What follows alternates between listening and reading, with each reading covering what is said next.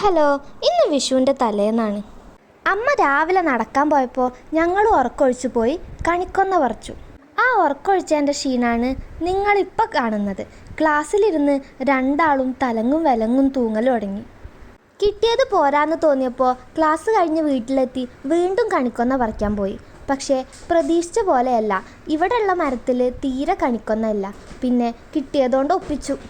അപ്പോഴാണ് അപ്പുറത്തെ തൊടിയിൽ മാങ്ങ വീണ് കിടക്കുന്ന കണ്ടത്. ആരും അറിയാതെ അതും പൊക്കി.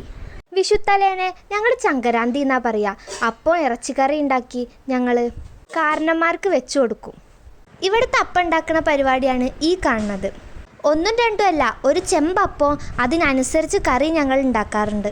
ഇത് മൊത്തമൊന്നും ഞങ്ങൾക്ക് കഴിക്കാനുള്ളതല്ല, അയലത്തെ വീട്ടിൽ കൂടെയൊക്കെ കൊടുക്കും. പിന്നെ ഏട്ടന്മാരുടെ ഒരുപാട് ഫ്രണ്ട്സ് വരും, അവരൊക്കെ കഴിക്കും. ഇപ്രാവശ്യം ഞങ്ങൾ പടക്കം പൊട്ടിച്ചില്ല, കാരണം വിക്കിയാണ്. അവന് പടക്കം ഭയങ്കര പേടിയാണ്. പടക്കത്തിൻ്റെ ഒച്ച വിക്കിക്ക് സഹിക്കാൻ കഴിയില്ല. അതുകൊണ്ട് പടക്കം വാങ്ങണ്ടെന്ന് പറഞ്ഞപ്പോൾ വീട്ടുകാർ ഒരു പൂത്തിരി പോലും വാങ്ങി തന്നില്ല.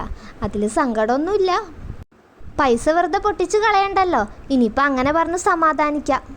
അടുത്തത് നെയ്യപ്പം ഇറച്ചിയും കഴിക്കലാണ്. അടിപൊളി ടേസ്റ്റാണ്. ആ മധുരവും ഇറച്ചീൻ്റെ എരിവൊക്കെ വരുമ്പോൾ സൂപ്പർ. ഇതെല്ലാ ഭാഗത്തും ഇങ്ങനെ കഴിക്കുമോയെന്നറിയില്ല, പക്ഷേ ഞങ്ങൾ മലബാറുകാർ ഇങ്ങനെ കഴിക്കാറുണ്ട്. ഇതൊക്കെ കഴിച്ചു കഴിഞ്ഞ് ഇനി കണി ഒരുക്കലാണ് പരിപാടി. ഒരു ചെറിയ കണിയാണ് ഇപ്രാവശ്യം ഞങ്ങൾ ഒരുക്കുന്നത്.